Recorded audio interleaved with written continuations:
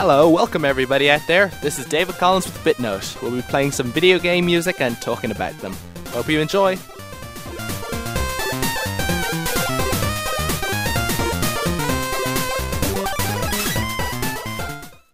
Alright, let's start things off with a falling blocks game that I think is better than Tetris. Want to hear what it is? Have a listen.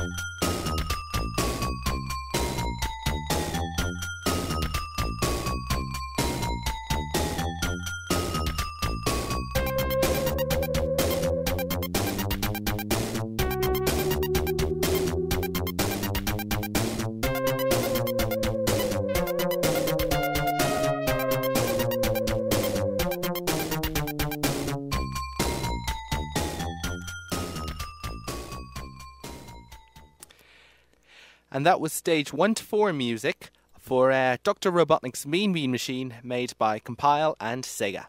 Now, Dr. Robotnik's Mean Bean Machine, as you may have guessed, is actually a bit of a Sonic the Hedgehog spin-off game. It's actually based on a fairly successful series of games called Puyo Puyo, which are basically falling blocks games, a little like Tetris, although, in my personal opinion, I think it's more fun. You see, with Tetris, it's just about forming lines and getting everything arranged, but with Puyo Puyo, you actually have these segments with beans of two colour, and as you drop to the bottom of the screen, they all pile up. Now, if you can join 4 beans, either, horizontally or diagonally, and it can be like in a Z shape, so as long as 4 beans are directly connected to each other in one group, then they join, make a combo, and disappear. But the key thing is, when they disappear, all the beans from on top of them fall down into place.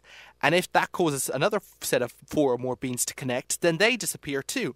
And that can cause more beans to fall down, and so on and so forth. So one of the whole challenges of the game is actually seeing whether you're not just thinking about this move, you're thinking about the next move and the next move. You're thinking about, okay, do I want to make a quick combination here and get points, or do I want to build it up more strategically so that, I'll have it so that when I complete this set, it will cause this block to fall down, that will cause another set to complete, which will cause another. It's all about creating chain reactions. And chain reactions are important because you're not just like playing against yourself, you're playing against an opponent, often controlled by the computer, but of course it can be a human character who's also trying to build up the blocks. And whenever someone gets a small connection, what they can do is they can drop a bean on your side of the screen that basically doesn't react with anything and are very hard to get rid of. But if they get a whole lot of chain reactions going, a huge heap of these beans fall on your screen. So you could be building up this whole strategic little strategy of chain reactions and where one bean would go there, and then suddenly a mean bean would fall right in the wrong location, and suddenly you wouldn't be able to complete it after all. Or else they could just do a whole load of chain reactions on their side, and suddenly your side of the screen gets flooded with beans, and you're going, oh no, I have to start from scratch. So it's a great game because, like all great games, it makes you make a decision. Do you want to play quickly for the short-term gain, make a whole lot of fast connections, and hope that all the little beans that land on your opponent's screen enough to put them off their gain? Or do you want to go for the big score, build up a nice strategic, combination of skills and combinations and chain reactions, but run the risk that one small bean on your screen could screw the whole thing up? So what often actually I do is just try to go for a bit of a hybrid approach. I try to try to get enough things to set it up by chain reactions here and there, and like possible chain reactions here and there. But I'm flexible enough so that hopefully, if things get too out of control, I can just make a connection and hope that enough by chance it'll trigger off some of the chain reactions I've built up already. But it's a very nice game. Like I said, I think it's more fun than Tetris. All the you've built. Like I said, the objective is to stop all the beans from building up to the top of the screen. And the music there, which I always thought was upbeat, actually has a couple of different creators. There is Masanobu Tsukamoto, Einosuke Nagao, Masanori Hikichi, and Masayuki Nagao. And like I said, that's from Dr. Robotnik's Mean Bean Machine, but it's also actually from the original P.O.P.O., which is the game that basically Dr. Robotnik is just a whole basic re-theming of. You know, Sega eventually did release P.O.P.O. in the European market, you know, by itself. I know that there was an Xbox game, but back then they basically just had to combine it with the Sonic the Hedgehog franchise. And actually the game actually also took quite a bit of inspiration from the Sonic the Hedgehog cartoon series, which is kind of unusual. The cartoon's rarely influenced, but that's a whole little topic for another day. I'm going to move on to something a little bit of a mood shift here, but I think it's definitely worth it. It's from one of my favorite games. It's a game that technically you'd look at and you'd think, you know, it doesn't seem to set out to do anything very differently, but it's the way it does it, man. This is a game I really love, and I'm going to play you its famous theme from it. Here it goes.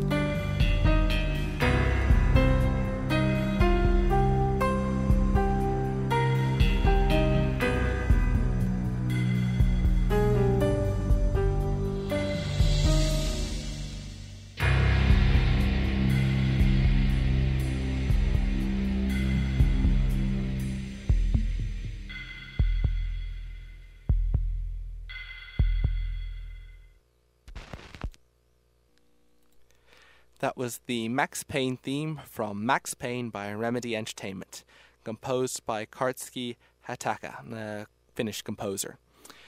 Max Payne was a classic game, classic 3D action game from the mid-noughties, or early noughties more. It was released on the PC, PlayStation 2, Xbox, and it was just, this was one of those games where its real power came across in how it did everything. I mean, the plot is pretty simple. You're a New York cop, because Finnish developed games have to take place in American cities. And essentially, you've basically come home one night to find your wife and family have been murdered, which is pretty damn traumatic. So your character's life doesn't really improve after that. It cuts forward again to you being undercover, and then basically one of your co-workers in the police department also getting killed right in front of your eyes, and then you get framed for the murder, and it kind of still keeps going downhill from there. In fact, you've kind of got the whole theme for the series. Basically, you've got Max Payne, who's, a decent protagonist, in terms of, a decent human being who never really did anything terribly wrong, and then just constantly goes from worse situation to worse situation throughout pretty much the entire game. And so, in order to try to make things marginally better for himself, he ends up waging a one-man war against pretty much organized crime, every person who's ever plotted against his life, and basically in an effort to clear his name, among other things. That's actually one of the strongest things about it, the emotional intensity of it. He practically goes pretty much crazy through absolutely everything that happens to him, that it actually works with the game, that you're actually... You see, the problem with a lot of games, right? I mean, let's face it, a lot of games have you kill a lot of people, and Max Payne isn't really an exception. You're killing bad guys, and mafia, and criminals, the whole point, but there's no doubt that in any sort of game, you kill a huge amount of people. So trying to actually come up with a plot or theme or background that actually justifies why you're killing a lot of people is almost a challenge for a lot of video games.